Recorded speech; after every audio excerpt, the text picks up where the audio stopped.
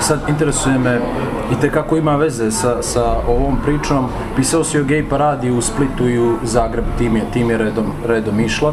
Organizacija parade u Hrvatskoj. U Podgorici je također trebalo da se održi gej parada, međutim organizatori su odložili taj događaj. Sad, kako objašnjavaš ogromnu količinu homofobije na ovim prostorima? Pa zato što je to ostao negdje zadnji prostor slobode za mržnju. Za sve drugo su nam nekako zavrnuli ruku i uvjerili nas da je nepristojno mrziti Srbe, Hrvate, Crnogorce, muslimane, Albance. Negdje svi imamo za to opravdanje. To čak nije i stvar ekskluzivno balkanska, da se razumijemo. Znaš, ta homofobija u tom smislu ima nekakav socijalni legitimitet i u drugim sredinama. Da, ali to je znači zadnji prostor slobode za budale, jer oko toga nema spora. Svi ćemo se složiti da su homoseksualci neprirodni, izopačeni, da razjedaju naše nacionalno tkivo, jer su naprosto idealan zajednički neprijatelj. I nije slučajno da ti imaš u tom nekom parasvijetu internetskih foruma i komentara i tom nekom undergroundu, da ti imaš perfektno bratstvo jedinstvo svih naših budala oko tih stvari. Kad se dogodila gej parada u Splitu i kad su premlatili te nesretnike, ti si vidio u komentarima da, znaš, čestitke iz Beograda jebote. Znaš, tako je, braćo, znaš, udrimo, malo ih je bunilo što se tu vikalo i ubij za kolji Srbina, pa je to bila malo, ali ništa više od jednog malog nesporazuma, kao, otprilike bila reakcija, što nas? Znaš, udri pedere, što sad nas Srbe, pa mi ćemo vam dati ruku, mi ćemo pomoći, jel? Tu se znači, ti vidiš čak i na višim nivoima, ti vidiš kako se crkve tu savršeno složile. Ti imaš pisma, isto tako podrške i čestitki između crkvenih, takozvanih velikodostojnika. Imaš onog župnika debila kraj Rijeke koji je bio oduševljen kad se u Beogradu palio grad, kad je bila gej parada. On je bio oduševljen time i praktički poručivao Hrvatima da se ugledaju na svoju pravoslavnu braću. Pa da, upravo sam ih htio te pitam, jer i tekako crkva uplela tu u svoje prste. Bio je nedavno papa u Hrvatskoj. Meni je sve ono djelovalo kao da čovjek ima neku moć kolektivne hipnoze. Kako si ti vidio to? Pretpostavljam da si ispratio. Jesam, makar ne toliko duboko, jer to je već nama četvrti put da dolazi papa, istina Bog, ovaj prvi put, onaj prethod je bio 3 puta. A to ti je sve, znaš, na nekom ceremonijalnom nivou. Ti si ima mnogo jači i zapravo dojmljiviji nastup onoga prvoga pape, odnosno Ivana Pavla II, koji je došao u Hrvatsku, ako se ne varam, 1994. Još je rat bio u Hrvatskoj, koji je okupio, za razliku od ovoga, okupio 1 milijun ljudi na hipodromu. Cijela Hrvatska, osim mene, još par prijatelja nije bila na tom velikom liturgijskom slavlju. I ti imaš danas, kad čitaš stenogram tog papinog govora pred 1 milijun Hrvata, 1994. godine, znači još uvijek je četvrtina Hrvatske okupirana, još uvijek se uredno mrzimo, još uvijek se ubijamo, rat traje. I papa koji govori praktički o bratstvu jedinstvu Hrvata i Srba. Ja ne govorim to ne podsjećam na to sa idejom da slavim blaženog Ivana Pavla kao premudrog tipa. On je tu izgovarao onako neke zapravo rečenice na automatskim pilotu. To su zapravo, to je prvi razred osnovne kršćanske škole. Znaš, ljubi bližnjega svoga, da ne govorimo o ljubi neprijatelja svoga, do toga imamo jaha. I onda se tu govorilo, znaš, o Savi, Dunavu, o braći, o nekim vremenima kad smo mogli zajedno, pa možemo valjda i opet. To naprosto prolazi kroz uši. Kao što će i sve poruke Benedikta XVI. Ako ima i jedna u kojoj ti veliki pap, veliki crkveni dostojanstvenici, kao i veliki političari imaju diplomatski rječnik. Već on govori, znaš, to nisu ovi naši kvartovski populisti, to su malo veći igrači, zajebaniji. I onda, znaš, to naprosto prolazi kroz uši Hrvata. Kad bi Papa Benedikt ili čak i Papa Ivan Pavao II, koji je već kanoniziran u Hrvatskoj kao apsolutni najveće ljudsko biće koje ikad hodalo hrvatskim tlom, kad bi on imao zaista, i crkva, kad bi imala zaista takav realni utjecaj onda bi puno toga moglo biti drugačije. Naravno, u tom smislu, nažalost, puno je utjecajniji i značajniji svaki seoski župnik u Hrvatskoj od čak jednog pape Ivana Pavla II, koji je samo onako, kažem ti, ceremonijalna svetačka figura i ništa više. Znači, jer kad bi bilo tako, onda bi ljudima bilo dovoljno da čitaju Bibliju.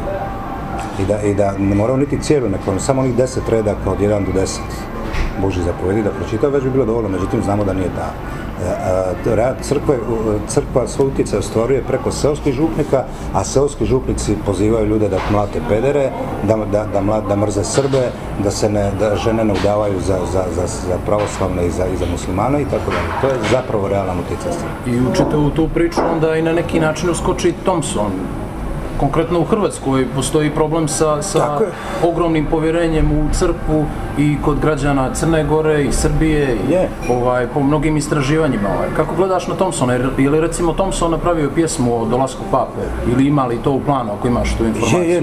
Napravio on isto pjesmu nekog imbecilnog naziva koga se ne usjeti nešto životu Kristu ili nam pojma nešto. To je, od njega je papa i primao u privatne audijencije, njemu je papa, za razliku od stotina hiljada nas običnih Hrvata koji su se recimo vjenčali u crkvi pa se razveli pa pokušali vjenčati drugi put, ne mogu.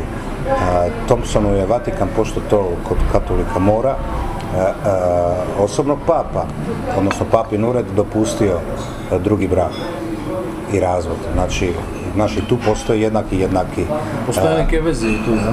Naprosto, to je veza, vjerojatno da, i veza naravno, i naprosto realan položaj javne osobe, ali javne osobe koja pritom naravno nastupa kao ambasador te neke ideologije. A Thompson to sasvim sigurno je sa svojim desničarenjem, sa svojim parafašističkim porukama i tako dalje. Kako objašnjavaš veliki broj mladih ljudi na prostoru bivše Jugoslavije koji na jedan nevjerovatan način podržavaju recimo razne Thompsone i njegove klonove u ostalim zemljama ovog prostora? Pa to je, znaš, radi se o zaista duboko suštinski pogubljenoj generaciji. Potpuno zapušteno, to je ratna generacija. Znaš, ti sad kad gledaš Thompsonov koncert, to su klinci od 14, 15, 18, 19, 20 i neku godinu. To su klinci koji su fizički u potpunosti, znači od začeća do punoljetstva, sad već djeca nezavisne Hrvatske. Znači, oni nemaju više ni fizički nikakvu ukorijenjenost u neko vrijeme prije i oni su, ono što bi se reklo, kako smo prije govorili, za frižidere i za televizore, u potpunosti plod domaće pameti.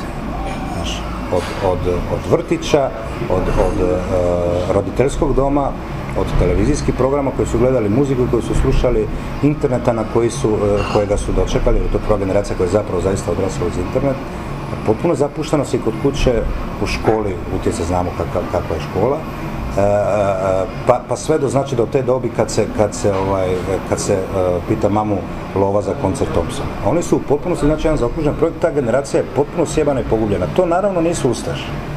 Nije ta publika na Thompsonovim koncertima, znaš, nisu to klinci koji će sutra napraviti jasno. Da, tu se često pravi ta površna Oni će na kraju krajeva, oni su na kraju krajeva iz istog duhovnog milija koji publika, ne znam, Ceca Ražnatović. To su klinci koji slušaju i Cecu, ali koji jednako tako će slušati Ice Cube-a ili nam pojma ili MTV. Znaš, to je jedna, dakle, prilično sjebana i pogubljena generacija koja je pogubila sve orijentire, koja nema nikakav kompas. Srušili smo sve po njihovim horizontima zašto bi se mogli uhvatiti. Sve neke sisteme vrijednosti, sve neke skale vrijednosti, kakve god oni bili, makar idealističke ili s druge strane potpuno utilitarističke, nemaju ni jedan za kojega se mogu uhvatiti. Oni vide da u toj pustoši u kojem odrastaju, da realno, ne da uspijevaju, nego da mogu živjeti samo mufljuzi, hoštapleri, konjokradice, ratni zločinci i tako dalje. I onda, znaš, ne postoji ni jedan razlog zašto bi ti klinci povjerovali nekom razumnom kojim ide objašnjava da je to što rade, da je potpuno krivo. Ti tvoj kolega i prijatelj, hrvatski pisac, kolumnista i također estradna zvijezda Predrag Lucić, imate vrlo specifične nastupe po mnogim gradovima bivše Jugoslavije. Kako ste uopšte došli na tu ideju da pjevate jednoglasno stihove u kojima se pominju mnogi aktuelni događaji i ličnosti? To su ovako, naš nastup se u principu sastoji od jednog reda Predragovih parodija iz Ferala. To su najčešće pjesme koje su parodije evergreena, dakle poznatih pjesama iz naše kolektivne memorije ili vrlo savremene, a red je mojih pjesama iz Lore. Ove njegove su naravno pjevljive jer su na evergreene, jer su na neke pjesme koje svi znamo, od Sevdalinki i partizanskih pa do nekih pop standarda iz 80-ih ili čak današnjih. I onda smo se dogodilo u januaru 2007. da smo se našli u Beogradu povodom promocije beogradskih izdanja naših knjiga, istovremeno. I onda smo bukvalno na pozornici, nismo mi imali nikakav plan, nego smo skužili na bini da je potpuno glupo da sad to bude klasično književno večer, znaš, ono, što je u stvari spontano nastalo, da? Bilo nam glupo da sad pola sata jedan čita, pa pola sata drugi, pa onda, znaš, ono, se pita publiku, ima li ko pitanja, nema niko pitanja, doviđenja, razlaska na 5 sendviči, znaš, ono, honorari, značajna klimanja glavama i idemo čaj. Onda smo skužili da je bolje da malo to prelomimo, da bude, znaš, 10 minuta jedan, 10 minuta drugi, a pošto su njegove pjesme pjevljive, da onda koju zapijemo, da to bude malo veselije. I tad smo prvi puta napravili i to je bilo super, međutim, kako je to prostor bio Narodne biblioteke u Beogradu, to nije baš prostor za te stvari, to je ono klasični amfiteatar, znaš, onako, to je više za promocije Matije Bečkovića nego nas. Onda smo sutradan bili u Pančevu u nekom klubu i tu je to dobilo oblik kakav je danas. Znači, klasični neki baštard kabarea i večeri poezije, malo pjevanja, malo zajebancije, malo recitiranja, malo smrtno ozbiljno, malo smrtno neozbiljno. I tako je to ostalo do danas. Svaki put improvizacija, nikad ne znamo šta ćemo tačno izvoditi, jer fond tih pjesama je golem, ja mislim da imamo više pjesama nego Predrag Cune-Gojković. I onda, znaš, i onda ovisno o prostoru, o gradu, o državi u kojoj smo, mi napravimo program i svaki put bude dobro. Nastupate večeras upravo u Carveru, odnosno ispred knjižare Carver, u 23 časa, odnosno u 11 večeras. Da li ćete recimo se baviti nekim temama u svom nastupu koje su vezane za Crnu Goru? Da li ste imali vremena nešto da li ste uopšte to bilo interesantno? Evo, razmišljamo nešto ćemo pripremiti, mislim da hoćemo.